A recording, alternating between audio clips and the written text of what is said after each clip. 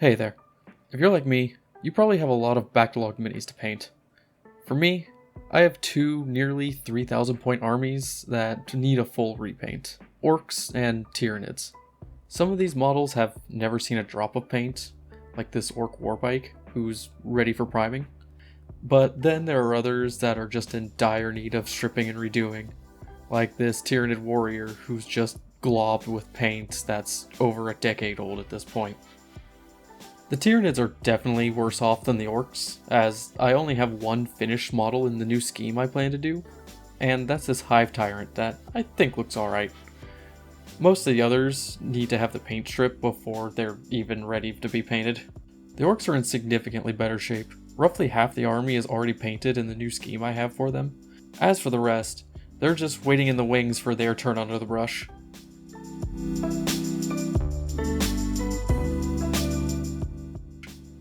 Though this isn't all of them. Not shown is about 30 more infantry and a few more tanks. I've played Warhammer for a pretty long time, as you can probably tell from the number of minis I've shown, but I've only recently started to really enjoy the hobby aspect of it. Painting before was more of a chore than anything else, and I'm still very much an amateur when it comes to doing it right. So I've decided to make this series as sort of a video diary, to catalog my progress of getting my two favorite factions ready for the tabletop. For now I'm going to be focusing on the Orks, as there's a lot less of them to do than the Tyranids. But every now and then I'll probably take a break just to get a palette cleanser and get some bugs done. First things first though, we need to prime these boys. Thankfully it is a gorgeous, warm autumn day out, perfect priming weather. For this video, I'm going to be focusing on getting one of my 3 trucks done. My primer of choice is a Citadel spray can. I'll be using Mechanicus Standard Grey.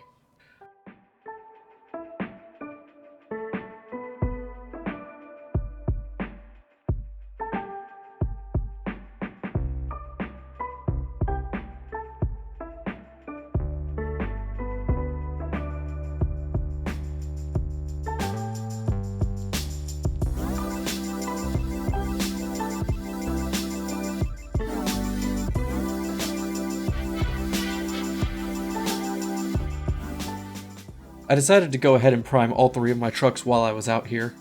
These guys had been painted previously, but the paint was thin enough that I didn't feel like I was going to lose any detail going over it.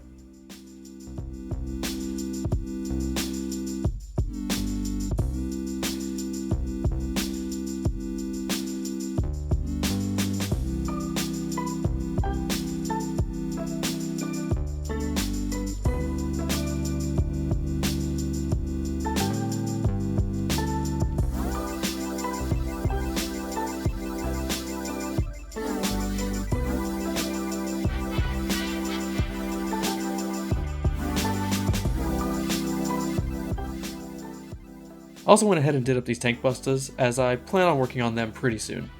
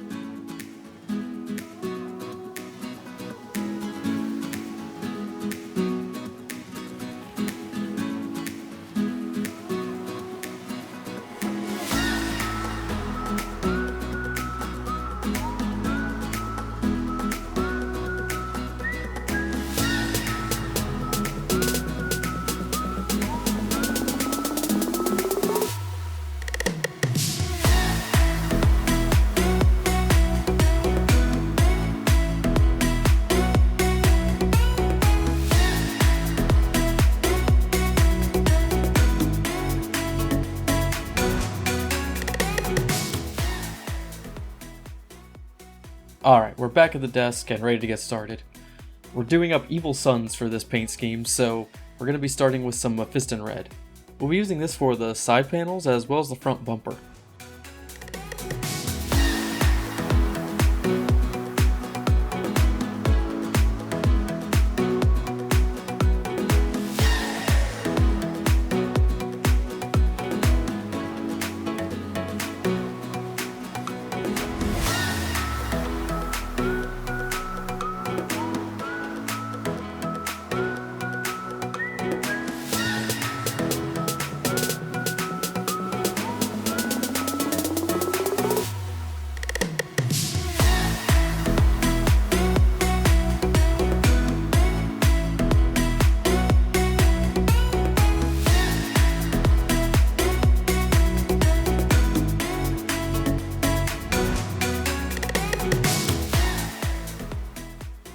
I had ummed and awed about what color to do the actual truck bed in, and I finally decided just to do that in red as well.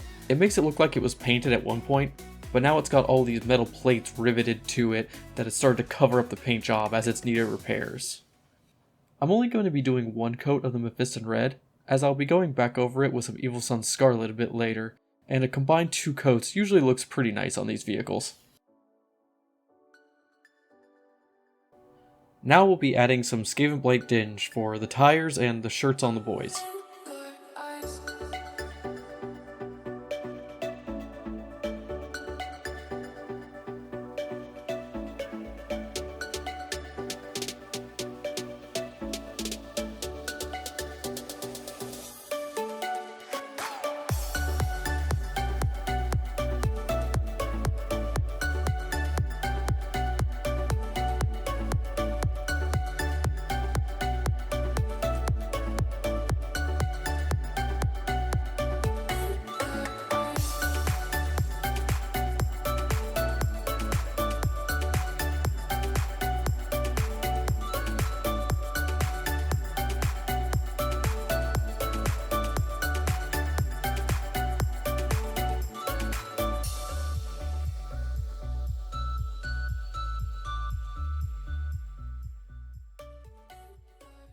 I ended up layering this a little thick, but it's a more subtle color, and there isn't much detail to lose on the tires, so that shouldn't make too much of a difference.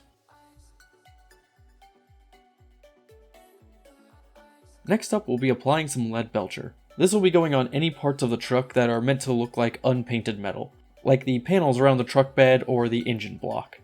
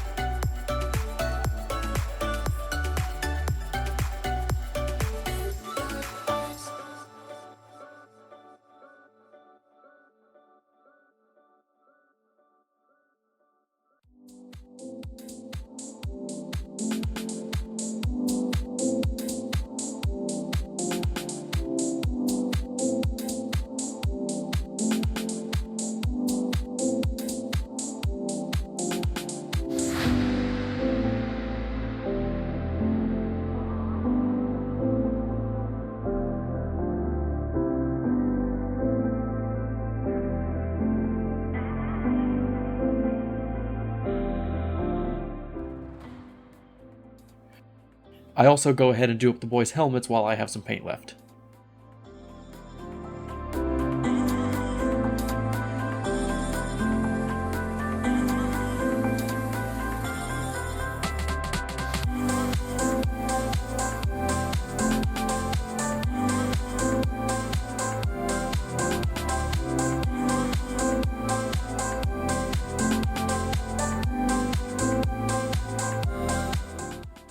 I didn't get through all of the lead belcher stuff here, as I needed to take care of a few things, so I called it here for the day.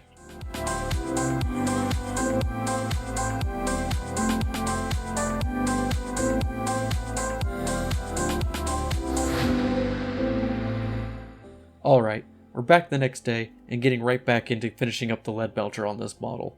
On this particular model, there's a lot that's meant to be that dirty gunmetal color.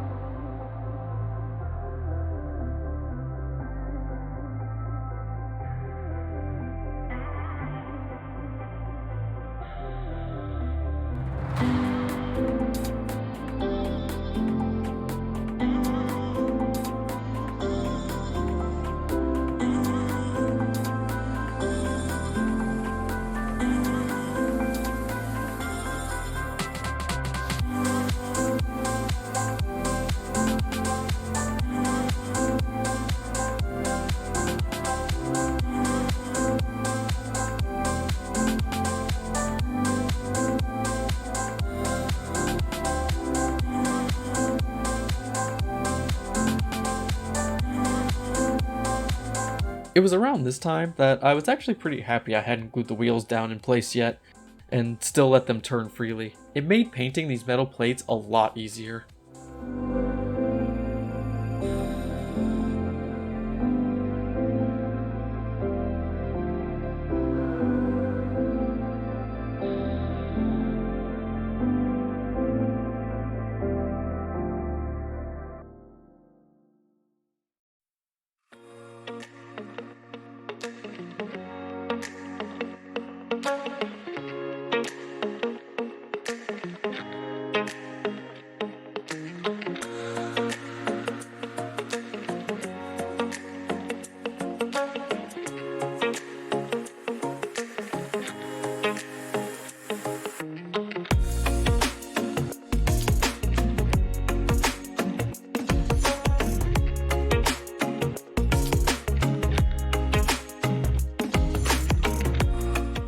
This model is primarily going to be used for playing on the tabletop, so I don't really care what the bottom looks like too much, so I kind of just slap paint on as quickly as possible to get this part done.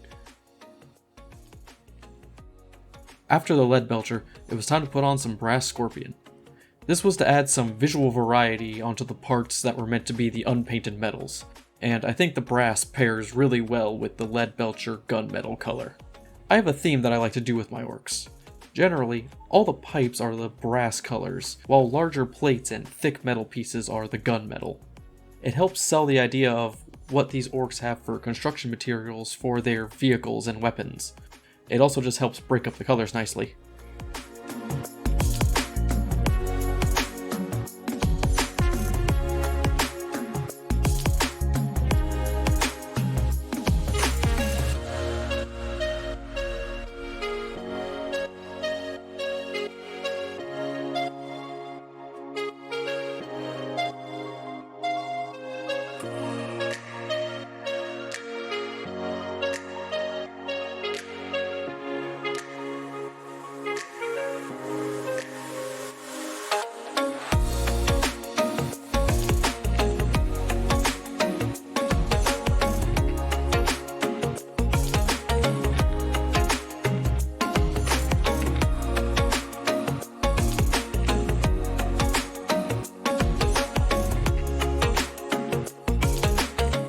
This next step really should have come sooner, and I don't know why I didn't do it earlier.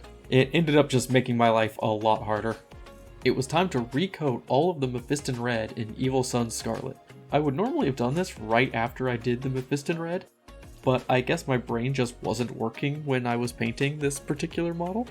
That said, I didn't do too bad keeping the paint off the other colors, and there wasn't much cleanup that needed to be done.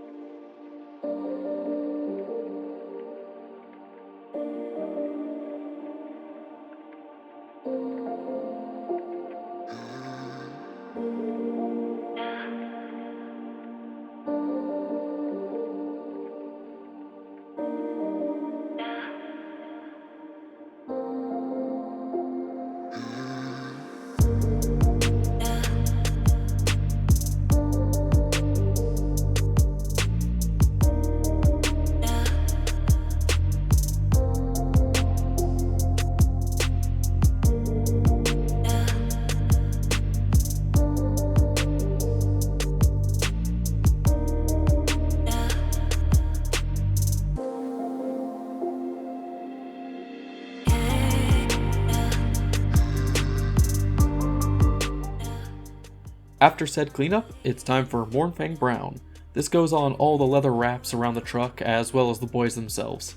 Pretty quick as there isn't too much on this model.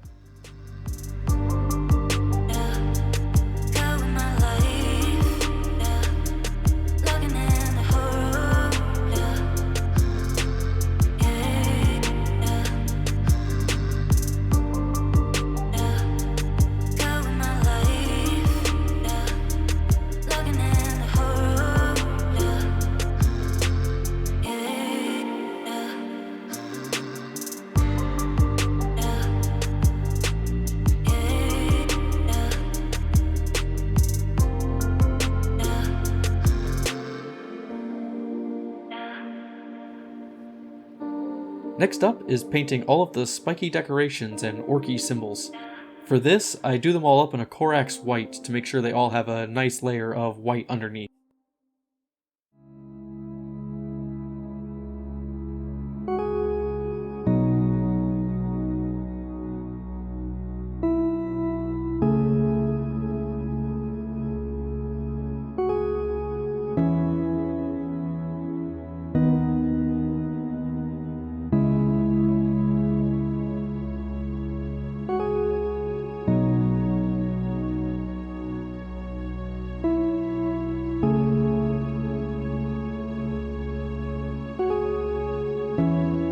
Then I follow them up with 2 coats of Flashgit's Yellow, which I forgot to film.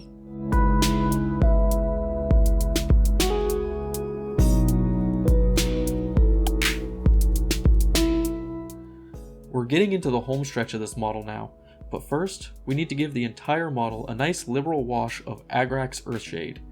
This will give it that nice and grimy, orky vehicle feel. I just need to make sure it doesn't pool too much in certain spots.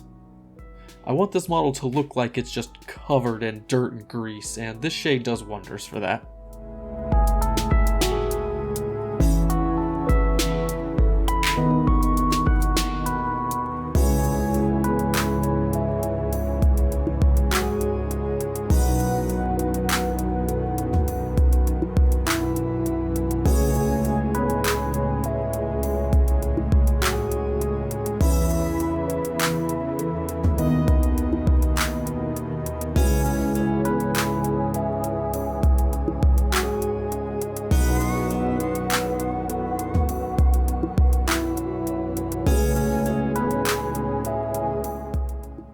After the shade is dried, we can do the skin for the orcs themselves. For this, I do a base coat of Deathworld Forest. I'm always amazed by the transformation a model goes through as you block in the last few colors. Just getting rid of that last bit of gray always just makes things click. Even if I'm really not feeling the look of a model, once that last bit is covered, it just really comes together.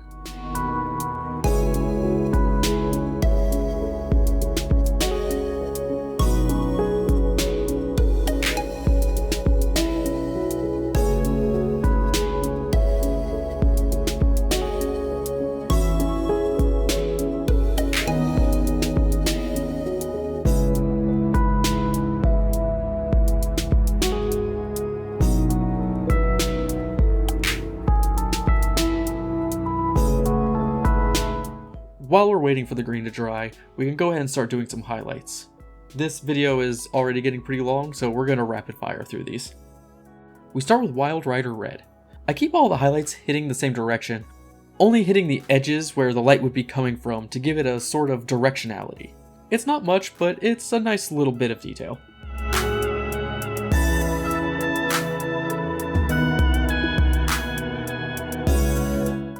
After that, we use Tuskor fur to highlight the leathers.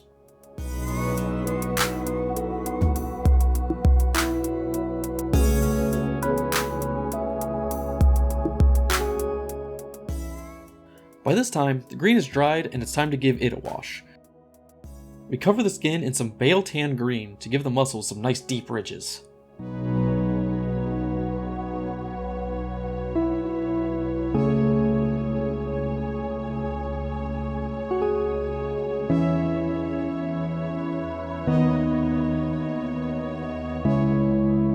After that, we highlight the yellows with a nice mixture of the Flash Kit and the Corax White.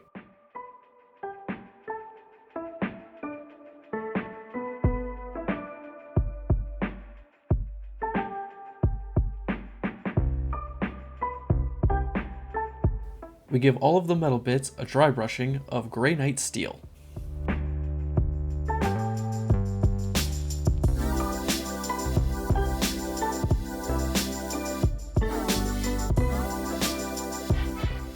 And finally, once the baled hand wash is dried, we finish up with Elysian green to highlight the Ork's skin.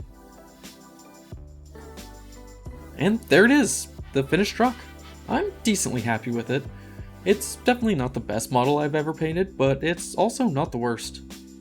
There are some areas that I just physically can't reach with the brush when repainting like this, but when viewed at tabletop distance, you just actually can't tell. Overall, I think it's going to be a nice addition to the wall. If you like this video, please consider dropping a like or subscribing.